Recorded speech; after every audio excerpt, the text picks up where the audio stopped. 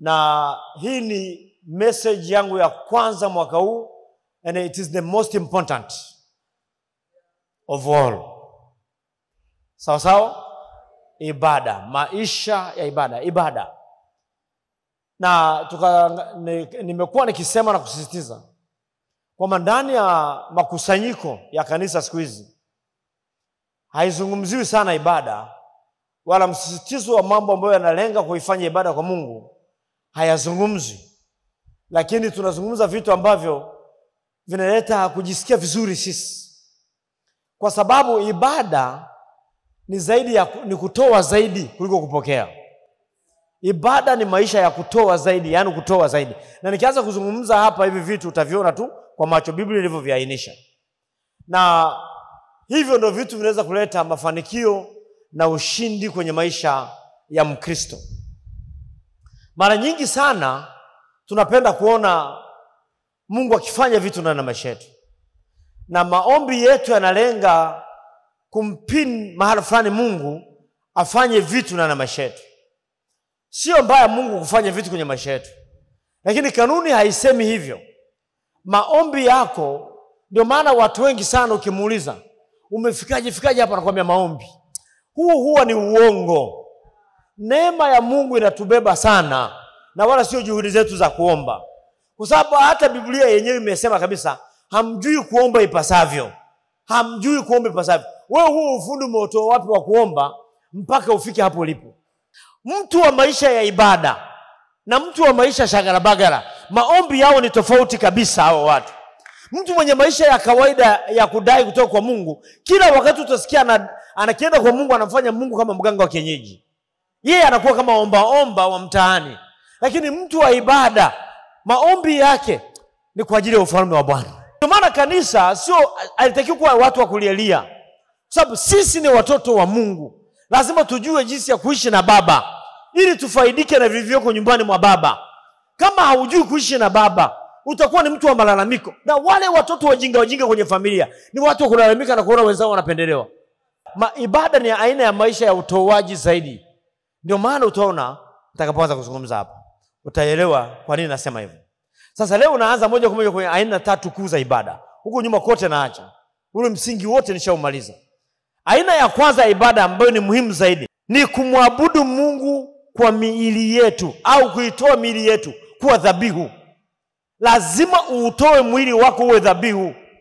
Unataka kumuona Mungu kwenye maisha yako, utoe mwili wako uwe dhabihu. Ujidhabihu, uutoe kuwa dhabihu.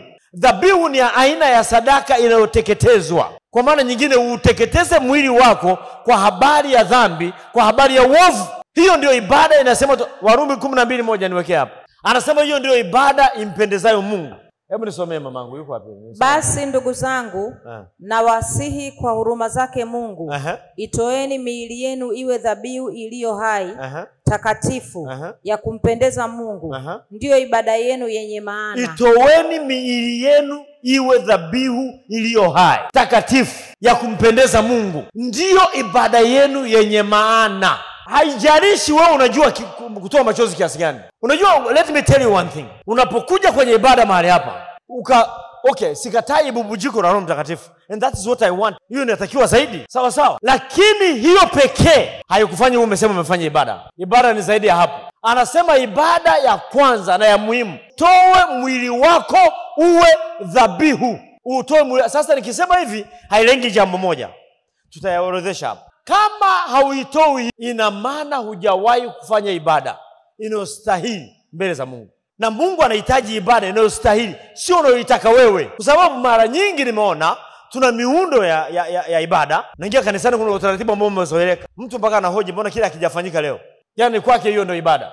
Huo ni utaratibu uliopangwa tu na wanadamu. Lakini ibada ni maisha yako binafsi. Ibada ni maisha yako binafsi. Na ibada ni kitu kinatoka ndani ya mtu, sio kinachotengenezwa kwa nje. Ndio maana yule mwanamke Msamaria alipokutana na Yesu pale kisimani, alimwambia, baba zetu waliabudu katika mlima huu, na nyinyi mnasema kule Yerusalemu ndio mahala patupasapo kuabudu. Yesu akamwambia, saa inakuja na sasa hivi ambao hamtamwabudu Baba katika mlima huu wala kule Yerusalemu. Kwa maana nyingine, ibada zinahamishwa kwenye udhehebu. Ibada sio swala la dhehebu. Anasema waabudu halisi watamwabudu Baba katika roho na kweli. Na anasema Mungu Anawatafuta watu kama hao wamwabudu katika roho na kweli. Kwa maana nyingine amehamisha ibada zimehamia kwenye mioyo ya watu. Kwa kilichojaa kwenye moyo wako ndicho kinaamua una ibada au huna. Unajua ukajificha nyuma ya kwaya, unajua ukajificha nyuma ya vishughuli, kushonea watu sare, unaweza ukajificha kwenye vishughuli tu. Kusafisha watu wanakuona huko active everywhere na nini, lakini una maisha ya ibada. Unayofanya sio mabaya, lakini yanakupeleka mahala. Kwa nini kanisa wanalalamika? Ndio mtu asikia mtu anahamishwa Mtwara siri ndio anasema huko hapana. Mafanikio ya mtu wa Mungu hayana location. Kama wewe ni mwabudu halisi, Yesu anasema Mungu awatafuta, Baba anawatafuta watu kama hao ili wamwabudu katika roho na kweli. Anawatafuta watu kama hao. Kwa hiyo haijalishi huko Mtwara, Songea, Mafinga, wapi, anakutafuta. Ni maisha ya ibada yanasababisha Mungu akutafute na ashughulike na maisha yako. Sio mbwembwe zako. Kuna watu wanataka kuonekana every time. Yaani yuko mbele lakini he's doing nothing. Unaweza kuwa huko hata uonekanaje, lakini taarifa zinafika. Nasema na mtu mahali hapa. Hebu tusome Warumi 6 mstari wa 8 na wa 14. Lakini tukiwa tumekufa pamoja na Kristo, tuamini ya kuwa tutaishi pamoja naye. Tukijua ya kuwa Kristo akiisha kufufuka katika wafu, hafi tena wala mauti haimtawali tena. Maana kwa kule kufa kwake aliifia dhambi mara moja tu, lakini kwa kule kuishi kwake amuishia Mungu. Now you have to understand this. Biblia inavyozungumzia kifo cha Yesu inazungumzia kifo chetu pia.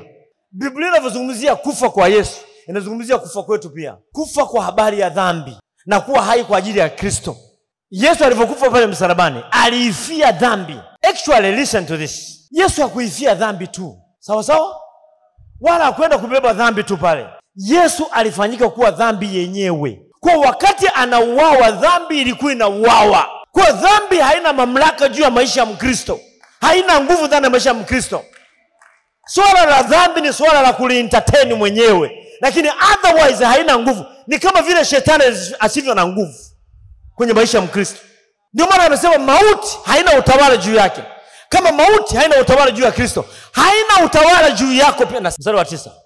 Tukijua ya kuwa Kristo akiisha kufufuka katika wafu, hafi tena wala mauti haitawali tena. Sawa? Maana kwa kule kufa kwake aliifia dhambi mara moja tu, lakini kwa kule kuishi kwake amuishia Mungu. Vivyo hivyo ninyi nanyi jihesabuni kuwa wafu kwa dhambi na walio hai kwa Mungu katika Kristo Yesu. Ibada. So inapokuja habari ya dhambi, I'm dead. Inapokuja habari ya Kristo, nimechangamka. Kama nimetiwa kachumbari, I don't exist. Sipo. Kwanza sipo. Sio tu sijui, ila sipo. Lakini inapokuja kwa habari ya neema ya Kristo, ninachangamka. Ndio maana kama kuna ushabiki inabidi tuufanye kwa Kristo. Kuna watu ukienda, siku moja Lidia alinionyesha picha. Hiyo picha si kama anaikumbuka. Kuna watu walikuwa kwenye uwanja wa mpira Ulaya. Barafu inadondoka. Hawatoki. They are just there. Barafu inawafunika. Wako pale kwa ajili ya timu zao. Juzi kuna kiongozi mmoja wa mpira hapa. Ni mtu mkubwa sana. Ndio CEO. CEO mnasemaje? Nini? Chief Executive Officer. Si ndio? Wa People's Bank of Zanzibar. Ile kama benki kuu ya Tanzania. Ile ya Zanzibar. Yeye ndio CEO huyo jamaa. Na ni kiongozi wa timu moja hapa. Mvua inanyesha uwanjani. Timu yake ilikuwa inacheza. Yuko pale. Uwanja hauna vile vifuniko. Yuko pale. Kwa sababu timu yake inacheza. Ushabiki, mapenzi na timu yake. Nikaichukua ile picha nikamtumia. Nikamwambia, so this is love. Is this love? Akasema, exactly. Haya ni mapenzi brother. Akanijibu. Kwa sababu ana mapenzi. Wewe niwaambie kinachoweza kukuvusha. Huo moyo tukiwa nao kwa Yesu. Na kuambia ukiupata huo moyo kwa Yesu, hauwezi kuwa mtu wa kawaida wewe. Tatizo huko Yesu mnaonja. You are not deep. Kuna watu wanatoa millions of money. Let me tell you. Kwa mfano dabi ya Yanga na Simba wakicheza.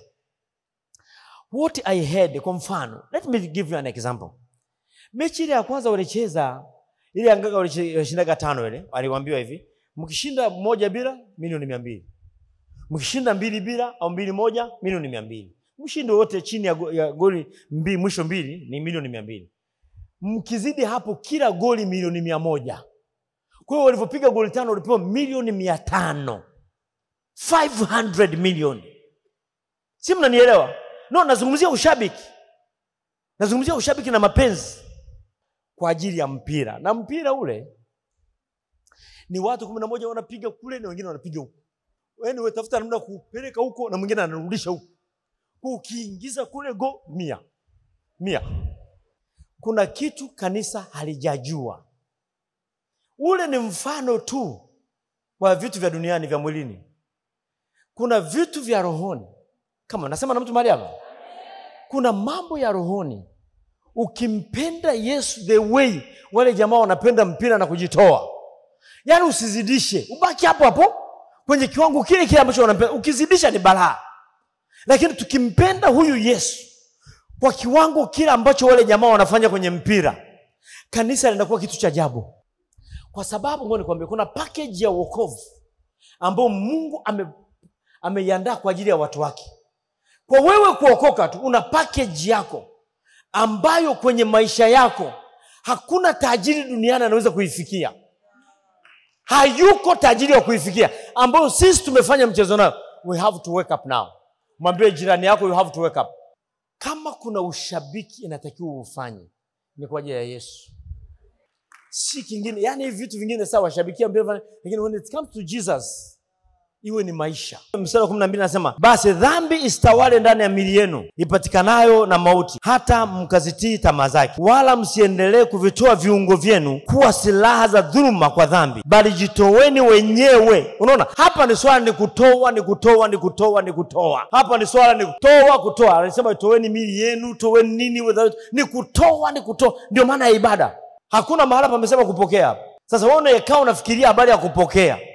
Habari ya nini upate ukiokoka? You are wasting your time. Na hilo ndio kanisa halisi. Linatakiwa kuwa namna hiyo. Ni habari ya kutoa. Wakati Musa anaondoka na wakati Musa anaambiwa apeleke wana wa Israeli Kanaani. Anaondoka Misri. Aliporuhusiwa ruhusa yake ya kwanza aliyopewa, aliambiwa nendeni lakini muache mifugo nyuma. Na wakati huo sadaka hakukuwa na pesa hizi keshi. Walikuwa wanatoa mazao, mifugo na vitu kama hivyo. Akamwambia Farao, we are not going to anywhere. Kwa nini? Hatuna kitu cha kumfanyia Mungu ibada. Hatuna kitu cha kutoa mbele za Mungu. Tunaendaje? Sio Wakristo wa leo. They don't think of, hawafikiria habari ya sadaka. Hawafikiri chochote. Ni kutoa. Wapendwa, nasema ni kutoa. Na ngoja nikwambie, unapotoa mbele za Mungu usitafute recognition. Ukiona mtu anatoa huko anatafuta kutambulikana, hajui anachokifanya. Na inatakiwa utoe bila hesabu. Mbele za unapokuja habari ya ibada hakuna hesabu. Si nasema na mtu mahali hapa? Ni hafu watu utasikia unajua Mungu afungue milango. Hakuna maombi ya kufungua mlango kwa sababu hakuna aliyeufunga. Hayako maombi ya kufungua mlango. Kuna maisha unatakiwa kuishi afu uone udhihirisho wa ahadi za Mungu. Si nasema na mtu hapa? Anasema itoeni miili yenu iwe nini? Dhabihu. Na Yohana 12:24 anazungumzia habari ya kufa. Hakuna ibada ya mikono mitupu. Yaani kuna watu wanakuja kanisani Mungu afanye.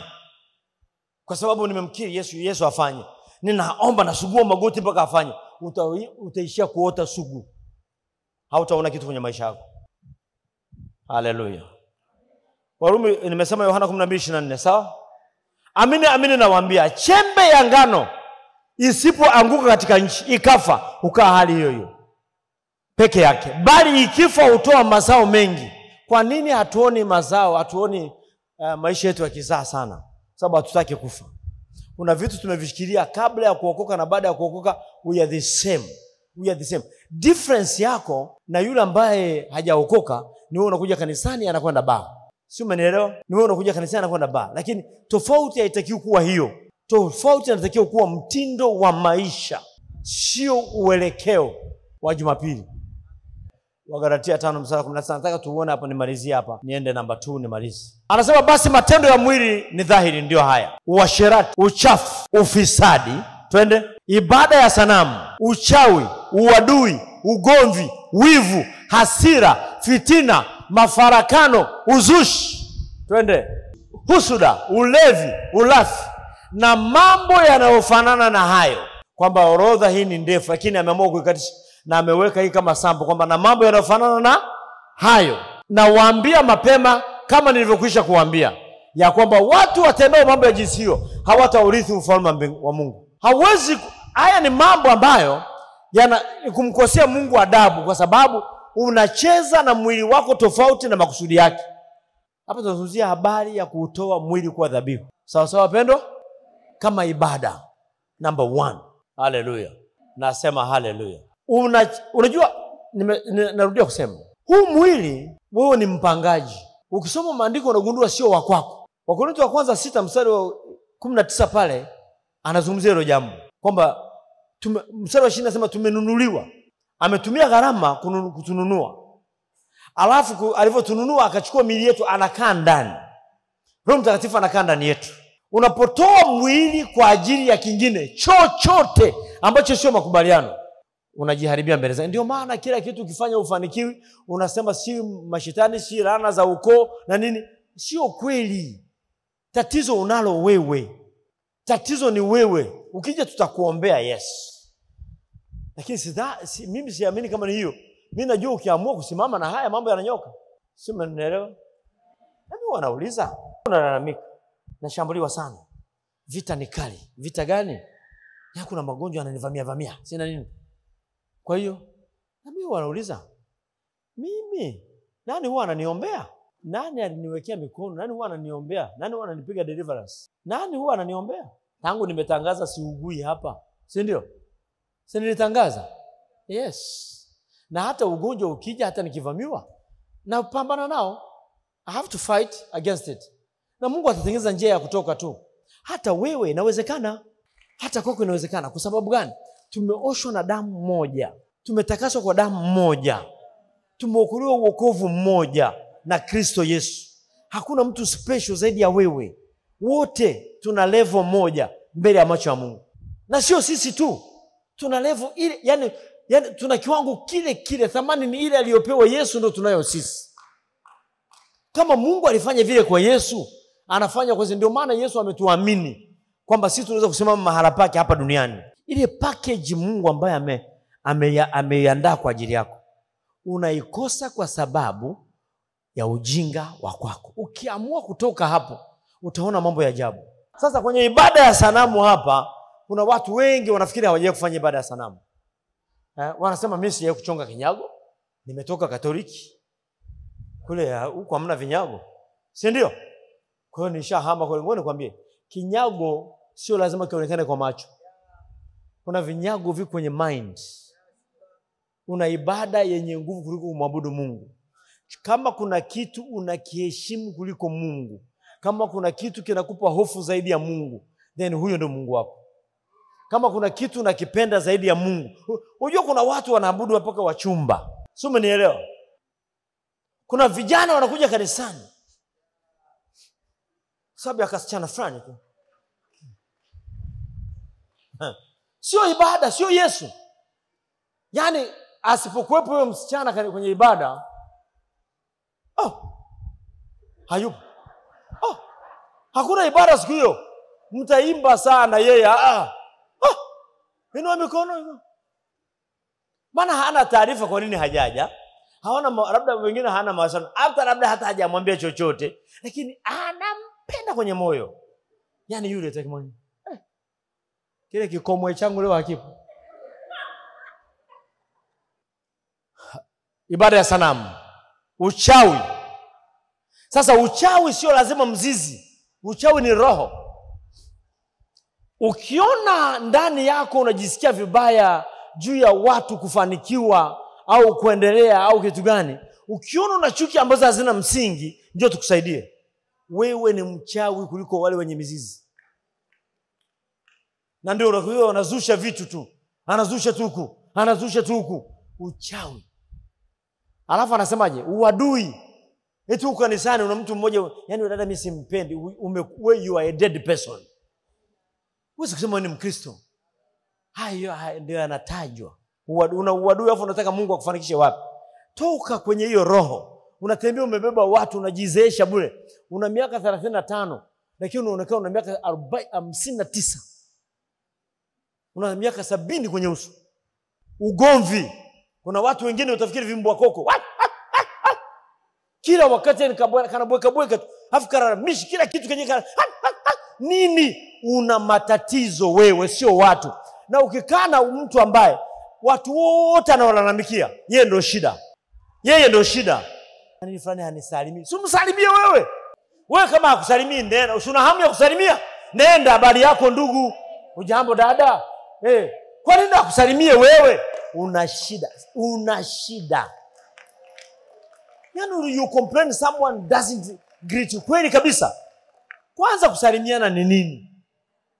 After all, what is kusalimiana? Watoto wadogo hawa wasio wanafiki wakutana tu wanacheza, hawajasalimiana. Wakicheza tu wanazoeana tu, afu wanaachana mioyo safi. Si mnanielewa? Sisi wanaume, kwa wale wanaume halisi tukikutana hatufahamiani kabisa. Mama. Yaani hivyo tu. Eti mmesalimiana. Na stories zinaanza. Mnaanza pale. Mtu anapiga story, analeta hivi madili anaanza pale pale. Wanawake. Usio kama Waswahili wa mtaani, eti ukipita hujawasalimia, usiwaulize kitu. Eti jamani, nje wewe ulipita, uliza huko mbele. Mimi nikikusalimia na kuongezea nini? Uadui wa kijinga, ugomvi wa kijinga. Mimi kama kuna kitu sipendi ni kimdomo. Kamdomo.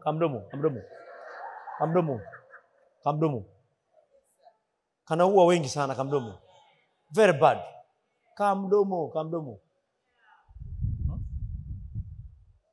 Nyinyi mabinti zangu sikilizeni.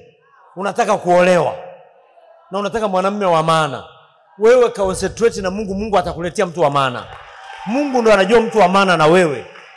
Sio wewe kung'ang'avi macho. Tunaelewana wapendwa? Mungu anamtu, ukimwabudu, ukiwa muabudu halisi, Mungu haachi moyo wako uumie. Usiangalie age. It's just a number. Atakuletea mume from wherever anajua yeye. Atakuja atakufitisha mpaka mwenyewe utasema afadhali.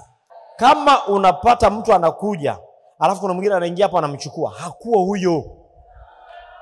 Kubaliana hakuwa huyo. Wako yupo. Tumeozesha hapa watu, nakumbuka mume wake ametoka Canada. All the way Canada, mna wanawake. Tena wapo wanajua na Kiingereza kizuri zaidi. Na wanajua hata kutembea zaidi yani wameshakaa Ulaya, hata zile high heels kuzikanyagia, sio wewe unaenda kama vile unapanda mbegu za mahindi. Wewe una miaka 28 eti sitaki nifike 30 kabla ya kuolewa. Panga wewe. Chonga wako mweke hapo. Wasiwasi wa nini? Tulia. Tena leo wakati nakuja kwenye gari, hii kitu kilikuwa kina hit sana moyo wangu. Kama binti, kwa nini usijikite kwa Yesu na kufanya kazi ukatengeneza fedha, utengeneza maisha yako? Mtu akija aje kwa heshima hivi. Akusalimie vizuri. Dada bwana asifiwe. Amina. Sema tunaweza kuongea kidogo. Sema dada hivi, anaongea kwa adabu, sio oya. Kuna watu mnaita oya. Na inabidi uende. Haleluya. Yamekuelea haya. Aina ya pili ya ibada, haraka ni kumwabudu Mungu kwa mali zetu au kumheshimu Mungu kwa mali zetu. Kama aina ya kwanza ya ibada imeshindikana, hii ya pili ni impossible kabisa. Barikiwa sana. Hii ya pili haiwezekani kabisa. Kwa sababu habari ya mali ni habari ya moyo. Huwezi kutoa moyo wako wakati mwili wako umeushikilia. Sasa unajua, ngoja nikwambie kitu kimoja. Kuna jamaa mmoja, huyu naweza nikamsema tu, namtaja na jina. Kuna jamaa mmoja anaitwa Tony Chamungwana. He's my friend. Ni rafiki yake pia na Naomi. Huyu bwana alikuwa anasali kanisa fulani hivi. Ndio babake na yule binti anaitwa Abi Chams. Anaitwa Abi Cham. Anafanya mwanamuziki anaitwa Abi Cham. Ndio babake mzazi. Sasa huyu jamaa tulikuwa tunaongea siku moja. Hata hapa amekuja kufundisha vitu gani vile unakumbuka? Biashara na nini? Ni mtu wa business, amesoma mambo ya biashara. Anaandika write-ups za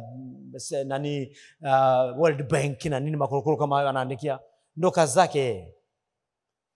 Sasa akienda kanisani akiwa ana hela yeye. Kama ana hela kwenye akaunti yake ana hela. Akienda kanisani haendi na pesa 20,000, 100,000. Anachukua mzigo anaweka kwenye gari. Hata kama ni milioni 10 anaweka kwenye gari. Akifika kwenye ibada pale, wakati wa kutoa sadaka atachukua hela anayoweza kuchukua, atatoa sadaka. Ya kutosha nyingi tu. Hapo ameshalipa zaka na nini kila kitu. Alafu anakaa kama kuna hitaji lolote mchungaji atatangaza awe na hela. Aliniambia the reason anachukua pesa. Anasema sisi ndio shamba la Bwana. Kwa sababu huwezi kujua siku hiyo pastor akija atatangaza kuna shida gani kanisani. So I have to take money kwa ajili ya cover mambo yakitokea pale. Kwa hiyo mara nyingi wakifanya anasema nitamalizia. Anachukua hela anafanya. Si mnanielewa? Na Mungu akambariki sana. Mungu amembariki sana. Anaishi maisha yake. Mimi kauli yake ilinivutia sana. Ibada ni utoaji. Sio kuimba. Angalia wale mamajusi. Sina muda wa kusoma sana maandiko hapa. Ila Mithali 3:9 inawahusu. Weka Mithali 3:9 wao wanaisoma wakati mimi naongea. Wale mamajusi kutoka mashariki waliongozwa na nyota kwenda kumuona mtoto Yesu amezaliwa. Sawa sawa? Biblia inasema walipofika mbele ya mtoto Yesu na mamake Mariamu, kwanza walisujudu. Walifanya nini? Kama wanasema na mimi, walifanya nini? Ndio walifanya kama tunavyofanya, si ndio? Walisujudu, wakaabudu, wakasujudu. Lakini ibada haikuishia hapo.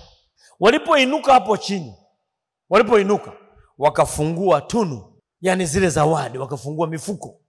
Wakachukua manemane, uvumba na dhahabu, wakampa mtoto Yesu. Kwa hiyo hawakwenda mbele za Bwana mikono mitupu. Huwezi kusema unamwabudu Mungu unaenda kumuinulia mikono mitupu. Hiyo mikono inakuwa balaa kwako. Hakuna mtu anayeweza kukosa kitu cha kumwabudu Mungu. Wakati nilikuwa mwanafunzi nilipookoka, namshukuru Mungu, mtu wa kwanza alinifundisha vizuri.